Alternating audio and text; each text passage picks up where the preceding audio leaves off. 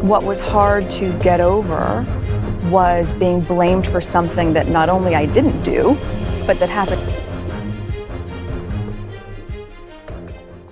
Prince Archie Harrison Mountbatten Windsor, once the adorable baby that captured the world's hearts, stands at the center of a royal controversy that threatens to rewrite the monarchy's future.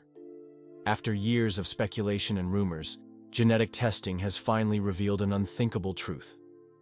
Secret heritage and hidden connections have emerged that cast doubt on centuries of royal history, prompting the young prince to finally cut all ties with a family he never truly felt was his. The revelations have sent shockwaves through Buckingham Palace and beyond, raising questions about royal succession and the future of the British monarchy itself. Archie's early life was anything but conventional. Born on May 6, 2019, as the first son of Prince Harry and Meghan Markle, the Duke and Duchess of Sussex, he entered a world of privilege and scrutiny. Unlike his royal cousins, Archie was not given a royal title at birth, with his parents expressing their desire for him to lead a more normal life, away from the constraints of royal protocol. This decision, unusual for a child so close to the line of succession, raised eyebrows among royal watchers, but was generally attributed to Harry and Meghan's progressive approach to parenting. From his earliest days, Archie's appearance captivated public attention. His striking features became the subject of endless speculation as royal enthusiasts and critics alike analyzed every photograph for clues about which family members he most resembled. While some pointed to similarities with Prince Harry's red hair or Meghan's warm complexion, others noted distinctive features that seemed to match neither the Windsor nor Markle family traits. These observations, initially dismissed as harmless speculation, would later take on profound significance in light of genetic discoveries that have shaken the royal family to its core. The Sussex family's dramatic departure from royal life in 2020, dubbed Megxit by the press, only intensified public curiosity about young Archie. As Harry and Meghan established their new life first in Canada and then California, they fiercely protected their son's privacy, releasing only occasional glimpses of the growing boy. This protective stance, while understandable given the media's relentless scrutiny, fueled further speculation about Archie's appearance and development. Royal experts noted that this level of privacy was unprecedented for a child so close to the British throne, though few could have predicted the explosive reasons behind the family's desire for distance from the royal establishment. As Archie grew, subtle distinctions in his appearance became increasingly apparent. Royal watchers noticed that certain features matched neither the Windsor nor Markle family patterns exclusively. His height, build, and carriage developed along lines distinct from his royal relatives. Palace sources, speaking on condition of anonymity, revealed that these physical differences had not gone unnoticed within royal circles. Prince William and Catherine, the Prince and Princess of Wales, reportedly remarked privately on these distinctions during the few family gatherings that included young Archie before the Sussexes' departure from royal duties. What few knew was that behind palace walls, tensions had been building over these observations. The matter of Archie's appearance had become a sensitive topic within the royal household. Early photographs showed Archie's changing features as he developed from infant to toddler, highlighting characteristics that would become subjects of intense speculation. His distinctive smile, expressions, and physical presence set him apart from both immediate family members and extended royal relations. These differences, subtle in his early years, became more pronounced as he reached childhood, creating whispers that would eventually grow into much more. The story of Archie's true paternity begins not with his birth but 9 months earlier, during a turbulent period in Harry and Meghan's life. In the summer of 2018, as the newlywed couple navigated the complexities of royal life and growing media scrutiny, Meghan reportedly formed a close friendship with Canadian entrepreneur Marcus Anderson. Initially introduced through mutual friends in Toronto during Meghan's Suits filming days, Anderson reconnected with the Duchess during this challenging period, offering support and guidance as she adjusted to royal life. Their friendship, entirely platonic according to all public accounts, nonetheless raised eyebrows among more traditional palace staffers. Anderson, a successful businessman with connections throughout North American entertainment and political circles, became an unofficial advisor to the Sussexes during their early marriage. His regular presence at Frogmore Cottage, the couple's UK residence, was noted by royal household staff, but never publicly reported. According to former royal aide Caroline Whitmore, Marcus was a breath of fresh air for Meghan during a suffocating time. He understood both the celebrity world she came from and the high society circles she now moved in. This unique perspective made him a valuable confidant as Meghan navigated her new role. What the public didn't know was that during a brief period when Prince Harry was fulfilling royal duties overseas, Anderson spent considerable time with Meghan, helping her plan charitable initiatives and offering emotional support amid growing tensions with the royal establishment. Their close relationship never raised suspicions of impropriety, as Anderson had been openly identified as gay in several media profiles. This very assumption of platonic friendship created the perfect cover for what would later become the most closely guarded secret in modern royal history. As Archie grew from infant to toddler, subtle physical similarities between the young prince and Anderson became apparent to those who knew both well. Anderson's distinctive jawline, eye shape, and even his manner of expression seemed increasingly mirrored in the young royal's developing features. These similarities, while striking to close observers, remained largely unnoticed by the general public, who had limited access to images of the growing child due to Harry and Meghan's protective approach to Archie's privacy. The couple's move to California further insulated Archie from public scrutiny, allowing these resemblances to remain a private matter. The matter of Archie's paternity attracted various unofficial attempts at verification over the years. Several British tabloids claimed to have conducted DNA analysis using materials obtained under questionable circumstances, though these reports were swiftly countered with legal action from the Sussexes' representatives. The limitations of these early attempts, combined with limited access to Archie, meant that previous speculation remained just that: unverified rumors without scientific backing. The royal family's public stance remained unwavering. Archie was Harry's son, and any suggestion otherwise was malicious fabrication designed to undermine the Sussexes. Behind closed doors, however, questions persisted. According to royal biographer Malcolm Perkins, Prince Harry himself began to notice the growing physical disparities between himself and his son. As Archie grew, Harry couldn't help but observe features that matched neither his own appearance nor Meghan's family traits, Perkins wrote in his controversial 2025 biography. These observations, while never publicly acknowledged, created a private weight that contributed to the prince's ongoing struggle with his royal identity and family connections. This internal conflict would eventually lead to Harry's decision to seek definitive answers. Archie's relationship with the royal family had already been strained by distance and family tensions. The physical separation created by the Sussexes' move to California meant that Archie had minimal contact with his royal relatives during his formative years. Video calls with his great-grandmother Queen Elizabeth II and occasional visits with Prince Charles, now King Charles III, constituted the bulk of his interaction with the Windsor side of his family. This distance, while initially attributed to pandemic restrictions and family disagreements, took on new significance as questions about genetic connections intensified. As Archie approached his 6th birthday, Prince Harry made a momentous decision. Away from the constraints of royal influence and increasingly troubled by lingering questions, he arranged for comprehensive DNA testing for both himself and Archie. Unlike previous unofficial attempts, this testing utilized the most advanced genetic analysis available, capable of revealing detailed information about heritage and ancestry. The decision marked a turning point, a choice to pursue truth regardless of potential consequences for family relationships and royal succession.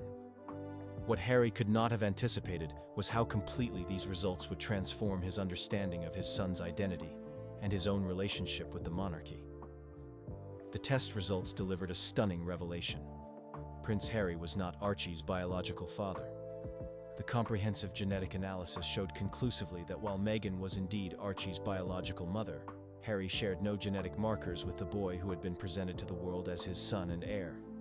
The DNA results indicated instead a parental match with Marcus Anderson, the Canadian entrepreneur who had been such a close friend and advisor to Meghan during the early days of her royal life. This discovery, confirmed through multiple independent analyses, explained the physical distinctions that had generated years of quiet speculation. The moment Harry received the test results marked a turning point in royal history. According to sources close to the prince, he initially responded with shock and disbelief, demanding the tests be repeated multiple times to confirm their accuracy. Once the truth became undeniable, Harry faced the most difficult conversation of his life with Meghan. Royal correspondent James Thorpe reported that this conversation lasted through the night, with the couple confronting truths that would forever alter their family narrative. By morning, they had reached a decision that would prioritize honesty and healing over royal convention and appearance. Rather than hiding the truth, Harry and Meghan chose to share the discovery with Archie himself, in an age-appropriate manner that emphasized love over biological connection. Child psychologists were consulted to ensure this revelation would be presented in a way that reinforced Archie's sense of security and belonging. "Biology doesn't make a family. Love does," Harry reportedly told his son, a sentiment that reflected his own complex experience with family relationships. This approach, focusing on emotional bonds rather than genetic ties, demonstrated the Sussexes' commitment to transparency and authenticity with their children. The royal family's response to this revelation was initially one of stunned silence. When privately informed of the test results, King Charles III reportedly secluded himself for days, processing implications that extended beyond family dynamics to questions of royal succession and legitimacy. Prince William, already estranged from his brother, viewed the news through the lens of institutional preservation, immediately consulting with royal legal advisors about succession implications. The palace's official position remained one of no comment, as strategies were developed to address a situation unprecedented in modern royal history. Marcus Anderson's reaction to the revelation proved equally complex. Initially shocked to learn of his biological connection to Archie, Anderson responded with a mix of confusion and concern for the child's well-being. Sources close to the entrepreneur revealed that he had been unaware of the possibility that he might be Archie's father, having believed his brief relationship with Meghan had remained private and inconsequential. His primary concern, expressed through legal representatives, was that Archie's emotional health be prioritized above all other considerations, including potential claims to relationship or access. For Archie himself, now old enough to understand the basics of the situation, the revelation prompted questions about his identity and place within both family and royal structures. Child development experts brought in to support the family noted that Archie's strong sense of security within the Sussex household provided a crucial foundation for processing such significant information. His relationship with Harry, built on years of daily interaction and genuine paternal care, remained his primary father-son bond regardless of genetic findings. This emotional reality would prove central to the family's decisions moving forward. After careful consideration of all involved, Archie made a decision that stunned royal watchers worldwide. With the support of his parents, the young prince announced through age-appropriate channels his desire to formally disconnect from the royal family structure. This wasn't a rejection of individual relationships, but rather a clarification of institutional connections. The statement, released through the Sussexes' Archewell Foundation, emphasized that family is defined by love, not titles or tradition, and expressed Archie's wish to grow up free from royal expectations or obligations. This decision, while shocking to royal traditionalists, aligned with the Sussex family's established values of authenticity and emotional well-being over institutional demands. By choosing to acknowledge the truth of his biological heritage while affirming his family bonds with Harry, Archie demonstrated remarkable emotional maturity for his age. His choice to formally separate from royal identification reflected not anger, but clarity about his true identity and desired future. The separation went beyond Harry and Meghan's previous steps back from royal duties. This complete break represented acknowledgement of a truth that demanded full recognition. Today, Archie lives in California with Harry, Meghan, and his sister, Lilibet Diana. The family has established a life centered on privacy, purpose, and authentic connection. Marcus Anderson has become a respectful presence in Archie's life, developing a relationship that complements rather than competes with Harry's paternal role. This unconventional family structure, while unimaginable within traditional royal parameters, provides Archie with expanded support and connection rather than confusion or conflict. Royal observers note that this arrangement prioritizes the child's emotional well-being over institutional conventions or public expectations. The royal family's public acknowledgement of this situation came through a brief, carefully worded statement from Buckingham Palace, affirming that family bonds transcend other considerations and expressing support for arrangements that prioritize the well-being of all children connected to the royal family. This measured response, notable for what it didn't address as much as what it did, reflected the monarchy's recognition that traditional approaches would not serve in this unprecedented situation. Behind palace walls, however, questions about succession and historical precedent continue to occupy legal and constitutional experts as the institution absorbs the implications of these revelations. This story serves as a powerful reminder that behind royal titles and traditions lie human lives with all their complexity and unpredictability. Archie's journey challenges conventional notions of family, identity, and belonging, suggesting that authenticity ultimately matters more than ancestry. As this young boy grows into his unique identity, neither defined by royal blood nor constrained by its absence, he offers a new model of what it means to find one's place in the world based on truth rather than tradition. Do you think Archie made the right choice in separating from royal identification? Share your thoughts in the comments below. She was the third person in the marriage. She needed to rehabilitate her image. You and your brother both directly asked your dad not to marry Camilla. Yes.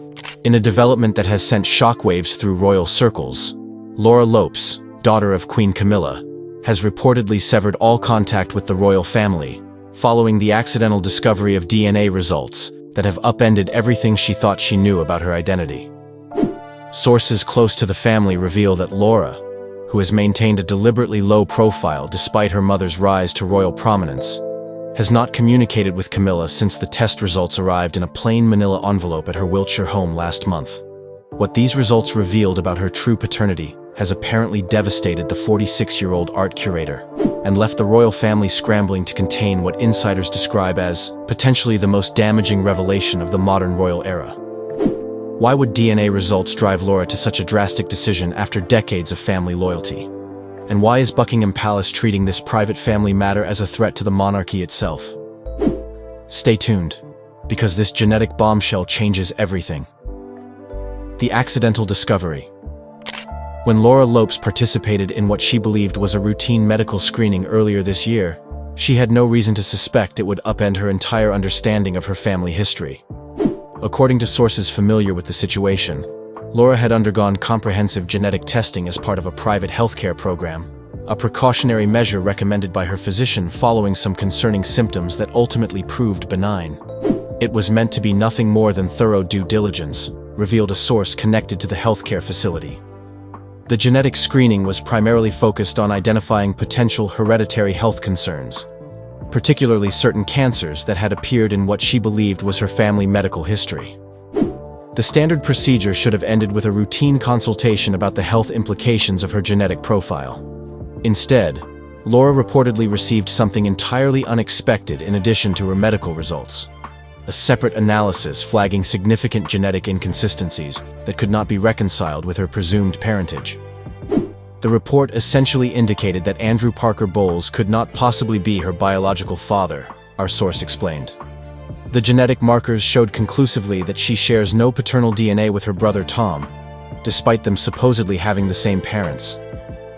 What made this discovery particularly shocking was the clinical, impersonal way it was delivered.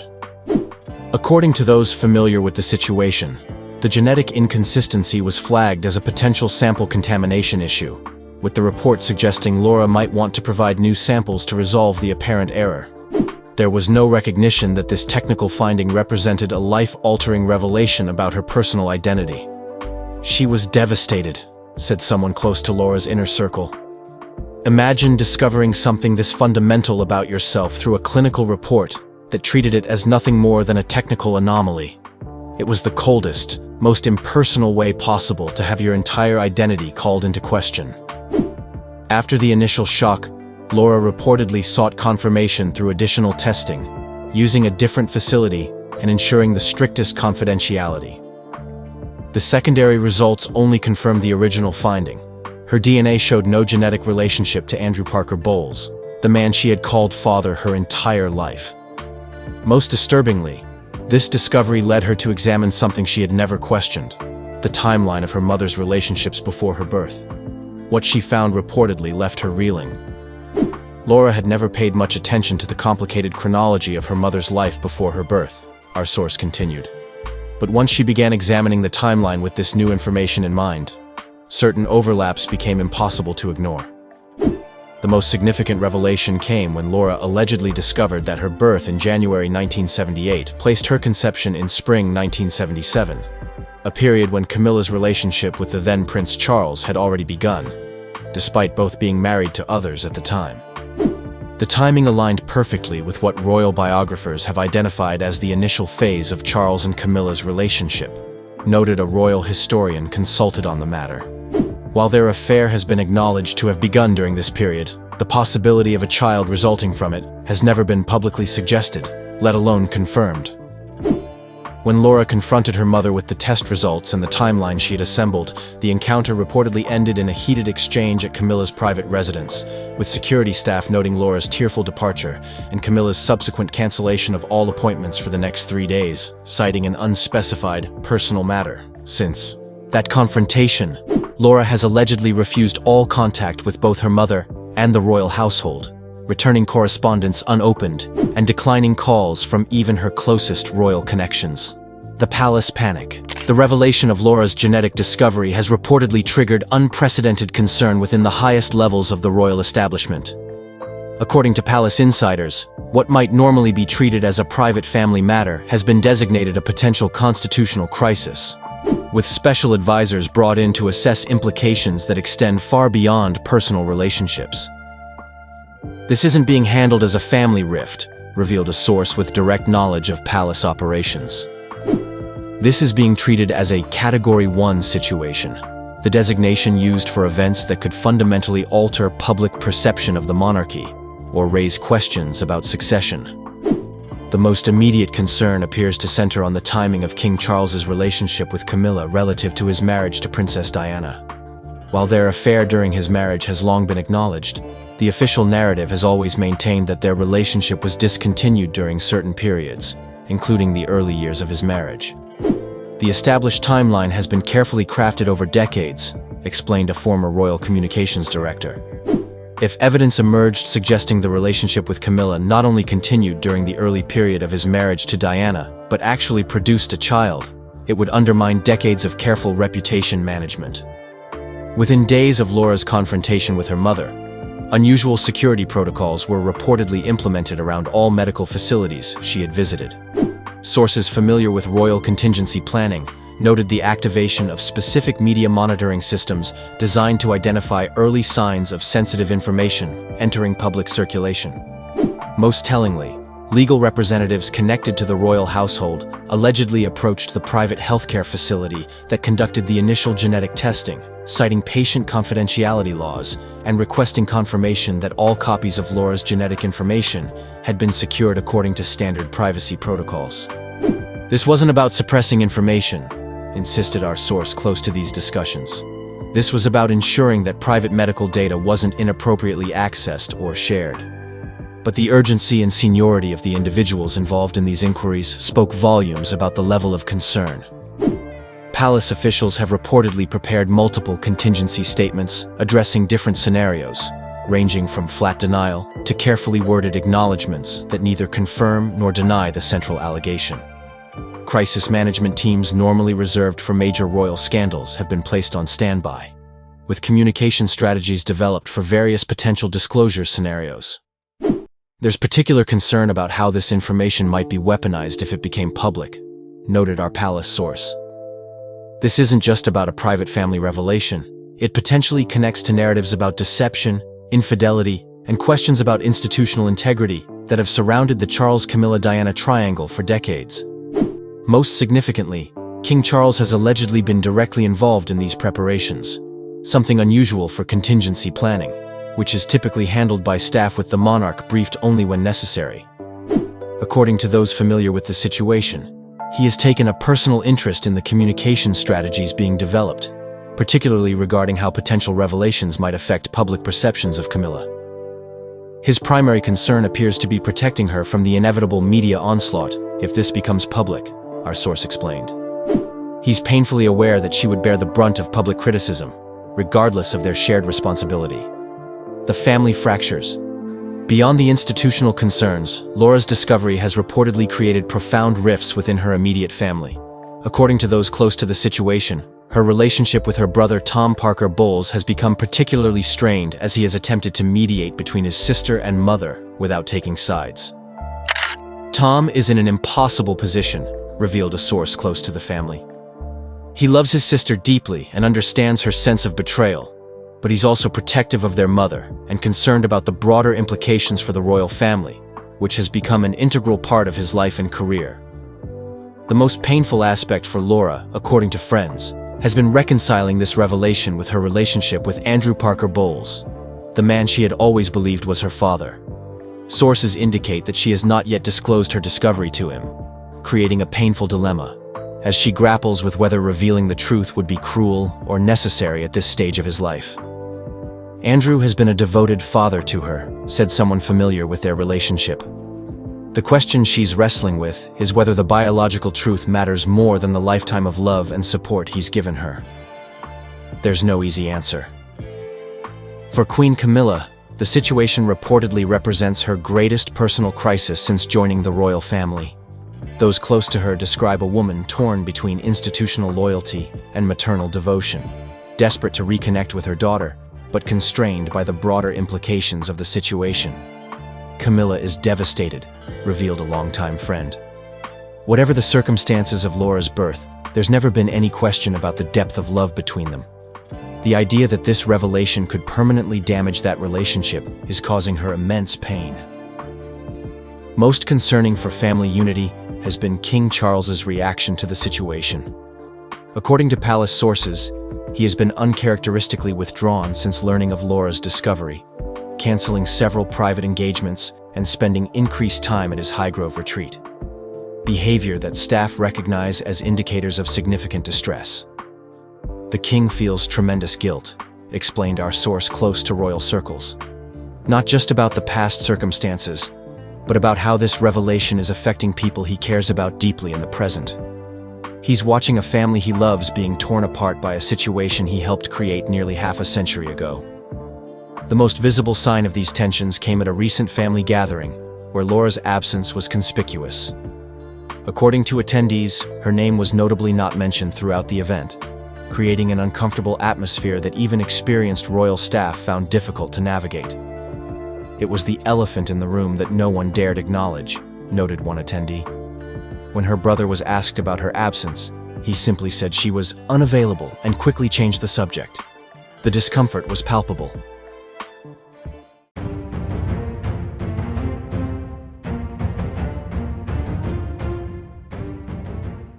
The bustling streets of London have always been a stark contrast of wealth and poverty, where the privileged and the destitute often walk the same pavements, but live in entirely different worlds. On a crisp autumn morning, these worlds collided in an unexpected encounter that would change multiple lives forever. Laura Lopes, daughter of Queen Camilla and stepdaughter to King Charles III, was heading to a gallery exhibition in the West End when a chance interaction with a homeless man set in motion a series of events that nobody could have predicted. For those unfamiliar with the royal family's extended branches, Laura Lopes maintains a relatively low profile compared to her more famous stepbrothers, Prince William and Prince Harry. Born in 1978 to Camilla and her first husband Andrew Parker Bowles, Laura has deliberately carved out a life away from the royal spotlight. With a successful career in the arts, she's established herself as a gallery director and curator, without trading on her royal connections. Married to chartered accountant Harry Lopes since 2006, she's a mother to 3 children, daughter Eliza and twin sons Gus and Louis. Despite her mother's elevation to queen consort following King Charles's ascension to the throne, Laura has continued to maintain her privacy and independence. The day had begun like any other for Laura, a morning filled with meetings about upcoming exhibitions and potential new artists for her gallery. Dressed elegantly but understated, Laura blended seamlessly with other Londoners as she walked through Covent Garden.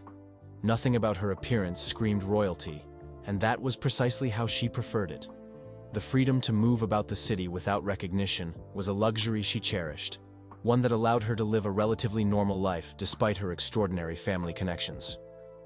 Michael Donovan had been homeless for just over 8 months. A former carpenter with 20 years of experience, his life had unraveled following a workplace accident that left him unable to continue his trade. The combination of physical injury, mounting medical bills, and a subsequent battle with depression had resulted in the loss of his home. At 53, with weathered hands that still showed the calluses of his former profession, Michael had found himself joining the growing number of people sleeping rough on London streets. His spot near Covent Garden put him in the path of tourists and wealthy shoppers, people who might spare some change. As Laura approached, Michael was sitting on a cardboard mat, a paper cup containing a few coins in front of him. His request was simple and familiar to any urban dweller. "Excuse me, miss, could you spare $1?" The American currency request was deliberate. He had found that asking for foreign money often engaged tourists in conversation, making them more likely to donate something. He hadn't recognized Laura, seeing only a well-dressed woman who might be able to help him get through another day. Many in Laura's position might have dropped a coin and continued walking, or perhaps avoided eye contact altogether, the common defense mechanism of city dwellers accustomed to frequent requests from those in need. But something about Michael's dignity and the direct, respectful way he had addressed her caught Laura's attention. Instead of continuing past, she paused, looked directly at him, and asked a question that would change both their lives. "What's your story?" Michael, surprised by the genuine interest, hesitated before responding. It had been months since anyone had asked about him as a person, rather than viewing him as simply another faceless, homeless statistic. "I was a carpenter," he began, his voice gaining strength as he spoke. "Had my own small business for nearly 20 years. Then I fell from scaffolding, damaged my back and wrist. Couldn't work the same after that." The words came slowly at first, then flowed more freely as Laura listened without interruption. As Michael continued to share his story, Laura settled beside him on a nearby bench, disregarding the curious glances from passers-by. He spoke of his struggle to navigate the healthcare system, the gradual depletion of his savings, and finally, the eviction notice that had led to his current circumstances. "The hardest part," he confided, "isn't the cold or even the hunger. It's becoming invisible. People look through you, not at you." Laura, whose privileged life had been shaped by being constantly seen and scrutinized, found herself deeply moved by the paradoxical suffering of invisibility. What happened next caught Michael completely off guard. Instead of offering a pound coin or a £5 note, Laura asked if he would join her for coffee at a nearby cafe. The invitation wasn't charity. It was a recognition of his humanity, an acknowledgement that his story deserved more than a passing interaction on a street corner. Michael, initially hesitant and somewhat suspicious of her motives, eventually agreed. As they walked the short distance to the cafe, neither could have anticipated how this simple cup of coffee would evolve. The cafe was small and unassuming, the kind of place where the staff knew regular customers by name and newcomers were welcomed without fuss. Laura chose a quiet corner table, ordered 2 coffees, and continued their conversation without drawing attention to herself. As they spoke, Michael revealed more details about his former work. His specialization in bespoke furniture, the apprentices he had trained, the pride he had taken in creating pieces that would last generations. His eyes lit up as he described the properties of different woods, the techniques he had perfected over decades. Laura, whose work in the art world had given her an appreciation for craftsmanship, found herself genuinely fascinated by Michael's knowledge. "You speak about wood the way artists talk about their medium," she observed. This simple recognition of his expertise, his value beyond his current circumstances, visibly affected Michael. For a brief moment, he was no longer defined by homelessness but by his skills and passion. The conversation shifted from what he had lost to what he still possessed: knowledge, experience, and a craftsman's eye for detail. As their coffee cups emptied, Laura made a decision that would later be described as impulsive by some and inspired by others. Her gallery was preparing for an exhibition that would feature artisanal furniture alongside contemporary paintings. a showcase of the intersection between functional craft and artistic expression. The original carpenter, who had been commissioned to create display pieces for the artwork, had withdrawn due to scheduling conflicts, leaving Laura with an urgent need and limited time. "I have a proposition," Laura said finally. "Not charity, but a job offer." She explained the exhibition, the need for custom display stands that would complement rather than compete with the artwork, and the tight deadline they were facing. "I can't offer full-time work, but this project needs someone who understands wood, who sees it as more than just material." The proposal was straightforward: a contract job with fair payment, an opportunity for Michael to use his skills again, and potentially a stepping stone back into his profession. Michael's initial reaction was disbelief, followed by suspicion. "Why would you trust me with this?" he asked bluntly. "You don't know me. I haven't worked in months. I don't even have proper tools anymore." Laura's response was equally direct. "I trust my judgment of character and skill. You spoke about your craft with knowledge and passion. That matters more than your current circumstances." She wasn't offering a handout, but an opportunity based on merit, a distinction that preserved Michael's dignity while addressing his practical needs. What Laura didn't mention during their conversation was her name or family connections. She introduced herself simply as Laura, the director of a London gallery, without reference to her royal stepfather or her mother's position as queen consort. This deliberate omission wasn't about deception, but about ensuring that their interaction remained grounded in the work itself, rather than influenced by her family connections. She wanted Michael's decision to be based on the opportunity, not on who she was. After some hesitation, Michael agreed to visit the gallery that afternoon to discuss the project in more detail. Laura provided him with the address and enough money for transportation, emphasizing that this was an advance against future work, not charity. As they parted ways, neither fully realized the significance of what had just transpired. How a simple request for spare change had evolved into something far more transformative than a momentary act of generosity. News of this encounter might never have spread beyond those directly involved, if not for a gallery assistant who recognized Laura when she arrived with Michael later that day. The assistant's surprise at seeing the Queen's daughter accompanied by someone who so clearly had been living on the streets was barely concealed. When Laura introduced Michael as the craftsman who will be creating our display pieces for the Artisanal Perspectives exhibition, the assistant's expression shifted from surprise to confusion, then to careful professionalism as Laura led Michael through the gallery space. Over the following weeks, Michael's transformation became a source of quiet amazement for the gallery staff. Given access to a workshop space and tools, he immersed himself in creating display stands that complemented each artwork perfectly. The advance payment had allowed him to secure temporary accommodation at a hostel and purchase necessary supplies. More importantly, it had restored something that homelessness had stripped away: purpose and the opportunity to practice his craft. Each day, he arrived early and stayed late, working with a dedication that spoke of someone reclaiming not just a skill, but an identity. Laura's decision to hire Michael could easily have remained a private matter, an unremarkable business transaction between a gallery director and a skilled craftsman. However, as the exhibition opening approached, a photographer documenting the installation process captured images of Michael at work and included them in a feature about the exhibition. When these photographs were published in an arts magazine alongside a brief interview in which Michael mentioned his recent homelessness, the story took on a life of its own. What caught public attention wasn't simply the rags to riches narrative of a homeless man finding work, but the revelation that the person who had given him this chance was the daughter of Queen Camilla. Laura had never mentioned her royal connections to Michael, or highlighted her role in his changed circumstances. The story emerged organically through the exhibition coverage, with journalists piecing together the connection. Laura's deliberate decision to focus on Michael's skills rather than his circumstances or her own status resonated with people tired of superficial charity photo opportunities from public figures. When asked about the situation by a persistent journalist, Laura's response was characteristically understated. "I hired a skilled craftsman for a job that required his expertise. The quality of his work speaks for itself." This simple statement shifted the focus from charity to merit, emphasizing Michael's value as a professional rather than positioning him as a recipient of royal benevolence. It was this approach, recognizing dignity and ability rather than just need, that transformed what could have been a fleeting interaction into something with lasting impact.